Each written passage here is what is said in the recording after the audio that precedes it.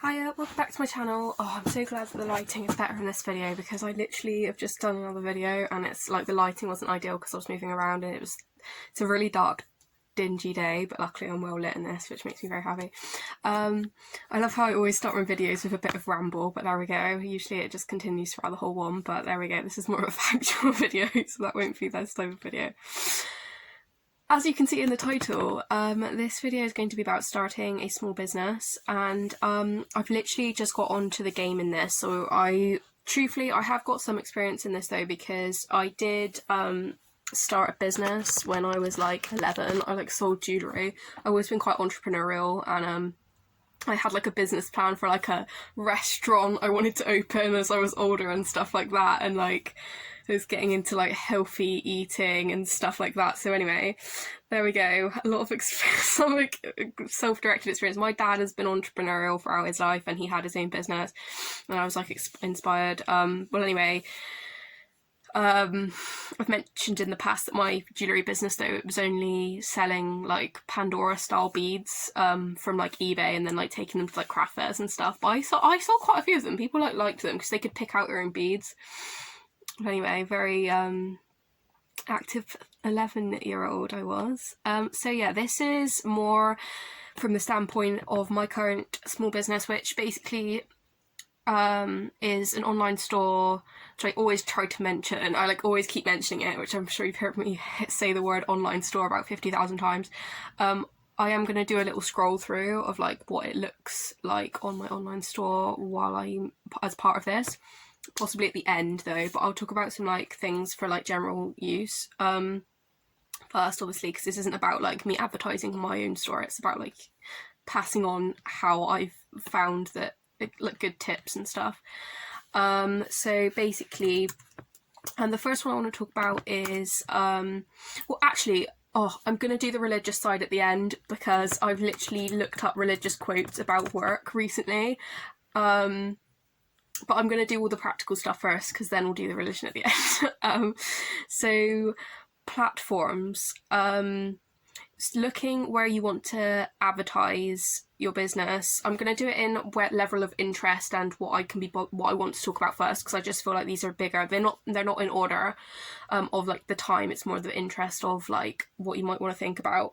So the platforms where to advertise, because I have literally recently been looking at selling on like Etsy and like eBay and like Facebook Marketplace and stuff like that, but you have to look at the pros and cons of like Facebook Marketplace, for example. Like you might then have to, you get some clientele around where you live, but then you're giving your address away and stuff like that. So you've kind of just got to think about all the small factors. There's nothing wrong with giving your address away, but it's like, then it's like, oh, well, people know where you live, like, and stuff like that. Like, which there's nothing wrong with someone knowing where you live, but obviously you just have to take things like that into consideration. Also, every time you add a different platform, and I'm talking online here, you have to think about the work that comes with it. You have to keep it updated. And in terms of selling, especially, check it, you know, answer orders or whatever, and like, you know, set it up and stuff. There's a lot of work that goes with it, because obviously I'm selling primarily on my online store at the moment, but as I said, I was trying to expand it potentially, and I don't know whether I'm definitely not going to, but it made me think about, yeah, I mean, you can keep the maintenance low by just checking it, like, I don't know, you could literally check it weekly or like, you know, a couple of times a week, and you just know where the orders come from. But sometimes there's a level of upkeep with any sort of platform. So next I'm going to talk about stock, basically, and I'll include the numbers in this.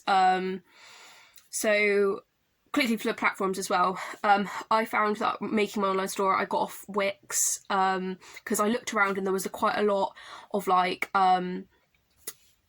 different platforms, and I found that Wix was the best one. I've got the free version at the moment, because if you can ever click on it, it's like it takes you to the Wix store. It's a store, but it says at the top Wix, like it's not my own domain yet, because I was like, there's no point, like you can use basically all of the facilities without buying a domain to go with it. If I wanted a domain, I can do that, and that's something like, it's not that expensive at all. I think it's only like £5 a month or something, but I didn't really need it, so I haven't bothered with it yet. So yeah, have a look around different different things like that, but I found Wix is the best, personally, especially with domains and stuff like that, and also their actual setup is really tidy. There's quite a lot of templates to choose from and stuff, and that's what makes making a store and making a website really easy, when they have templates. And you can also obviously connect it to like YouTube and blog and everything else, and like or like social medias type stuff. I really do that as more of like a hobby side to things, but like obviously if it like interconnects, like you can always make those as well. I mean, some stuff is connected. So anyway, stock, yeah, I guess it's about sourcing stock.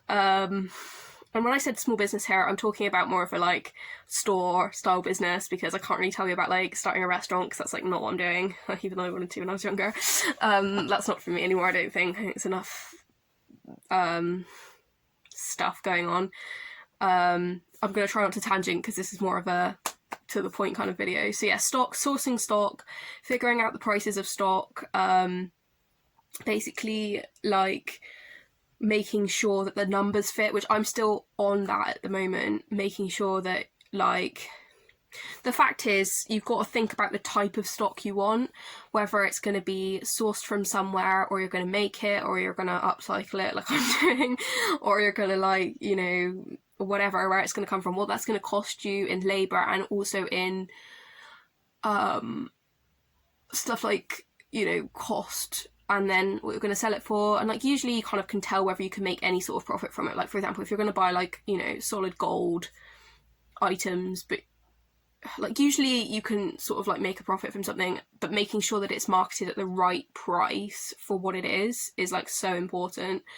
Because I think I'm going to have to section this. But yes, putting it at the right price for what it is going to help, because obviously no one, as much as you can, I suppose, sell things at a price, like, you know, some, like obviously certain brands, they put things up really high, but obviously people, depending on who they are, they're not stupid, they're not going to want to pay like £3 for like a Q-tip, for example. Like obviously price it within a normal range where you buy it. I feel like it's not always about doing it dirt cheap, just being fair. I feel like don't expect like thousands and thousands of pounds. Some people do though. I've seen a lot of people try and sell things for like, and really just price it at the very higher end of things, which is what they want to do. I'm not saying you can't do that as well.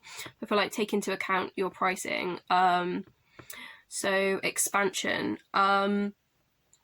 So look at how you want it to progress, and like the trajectory, I feel like, because you can have an idea and an inspiration, which I was going to talk about, but having the vision and inspiration is so important. But then it's about, once you've implemented, maybe got a website, whatever, the expansion of where you want it to go, what else you want to include items wise. So I want to be buying, you know, more clothes to upcycle, a sewing machine to upcycle them with, like beads, gems, different ideas of things to sell. I want to street sell and like go to different places around my area and like sell them. I might want to go to craft fairs.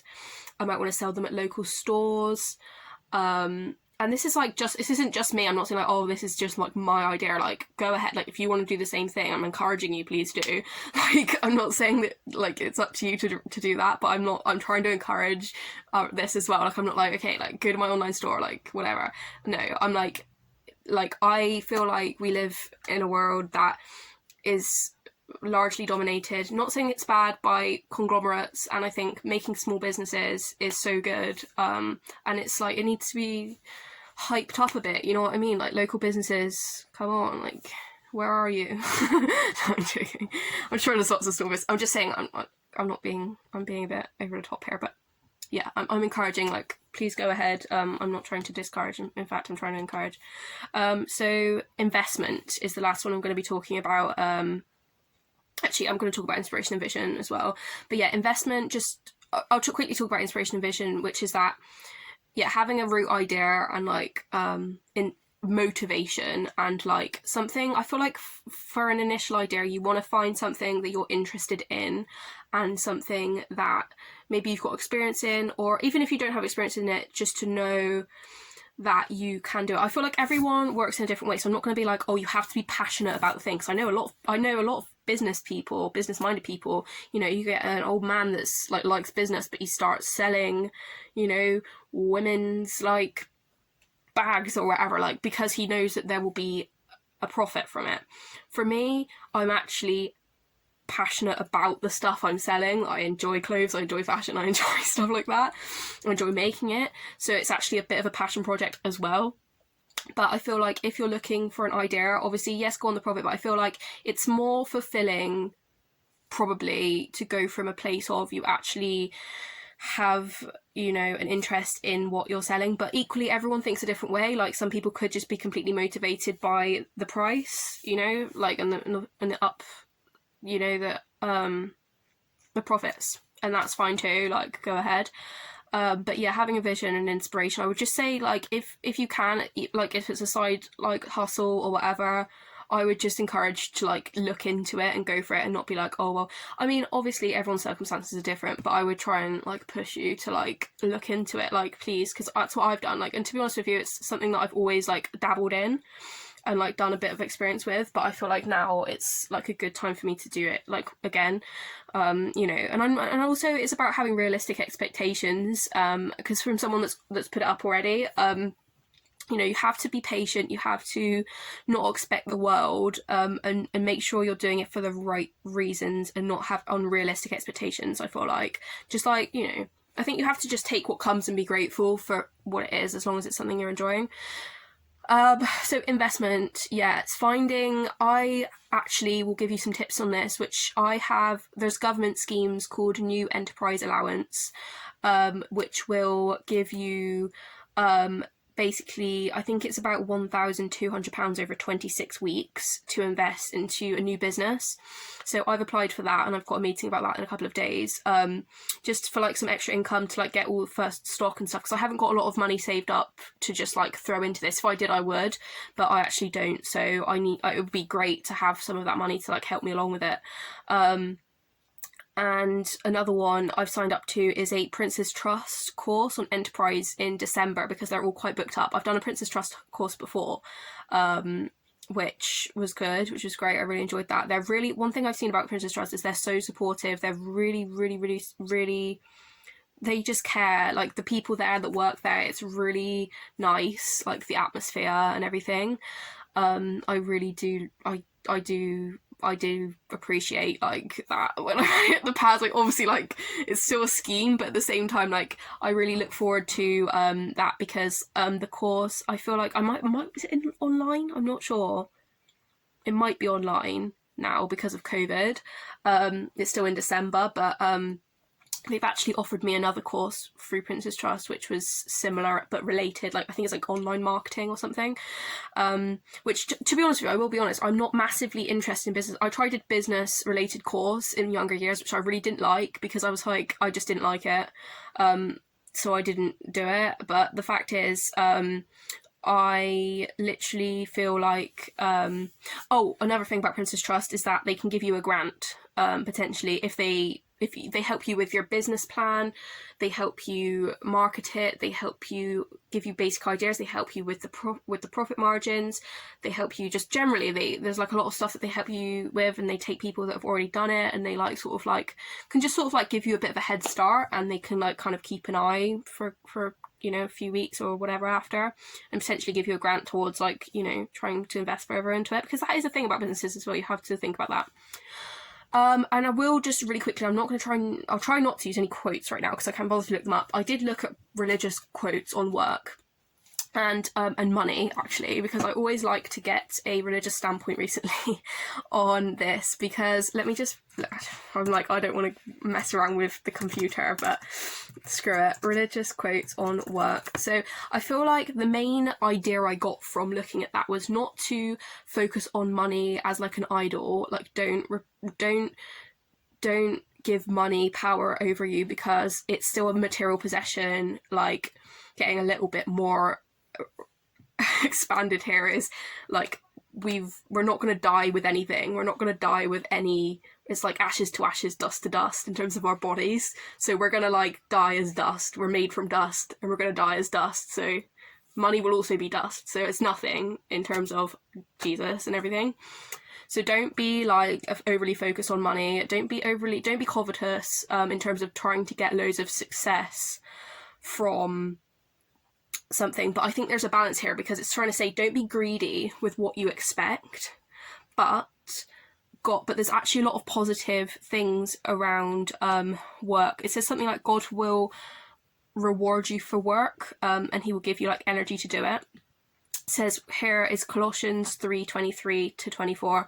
Whatever you do, work heartily as for the Lord and not for men, knowing that from the Lord you will receive inheritance as your reward. You are serving the Lord Christ. So basically, I also saw another quote saying like, serve God, don't serve. I mean, it said work hard. So I'm trying to put everything in context here and just see like exactly some guidance on like what I should be thinking here.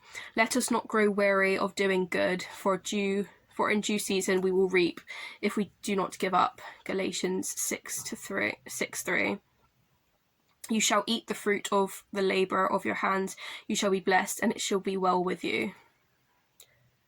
So where is the one? Do not be slothful in zeal. So I'm not going to like say every single one of them, obviously.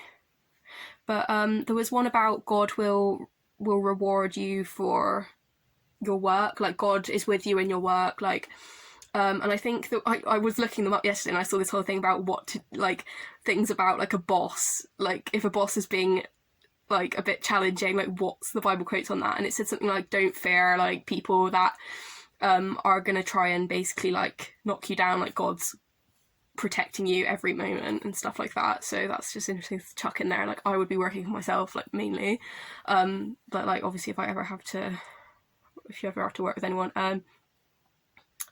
So it's also, this one's interesting, Genesis 2:15. The Lord took the man and put him in the Garden of Eden to work it and take care of it. So because obviously God gave us the world, it's always like don't serve the world, but at the same time, like, you know, God wants us to obviously like, you know, inspire other, like God will always give you the motivation for this in whatever way, but he certainly doesn't, like, as much as he's like, oh don't, so I feel like was always so much misconception around religion in general, but also it's easy to think, oh well, like, you know, it says, like, everyone knows it, that God doesn't want us to be like lazy, so we have to be overproductive people. Oh, God doesn't want us to be greedy, so we may as well not bother working ever. So you know what I mean? So that's like hypocritical, isn't it? Sorry, that's like clashing of thoughts. So it's all about temperance, another virtue here. I've done a video on sins and virtues if you wish to look, but yeah, I'm trying not to get like string out this video so much, but yeah, there's interesting stuff on that. So yeah, keeping that in mind, and basically just saying like, if the Lord is like, you feel like the Lord's called you to do something, like he will help you through it, and he will like, and that's what I feel like I'm doing. I feel like I'm being called to, like, I'm not saying like I'm going to be like the biggest seller in the world. It's not about being like as you say, like big in the world. It's about like God calling me to do something that I enjoy, and he's given me a desire to do this, and that's what I'm doing, and I'm so grateful that I get to do something that I enjoy, and it's not like I will never work for anyone else ever again. I'm not gonna lie, I do like being self-directed, but the fact is, it's not because necessarily that I can't work for anyone else. It's the fact of I have an internal desire to do this, and God has allowed me to do something that I want to do, and I'm so happy about it. So anyway, I'm literally rambling now, so I'm going to stop. 19 minutes in. But thank you for listening. I hope this has given you a couple of tips, and I am going to carry on updating you on my journey through this, because I feel like I may as well, but nothing else to do for it, like I may as well document it. I've got this platform now as well. So yeah, thank you for listening, and I will speak to you very soon. Thank you. I do appreciate the viewing, so thank you. Bye.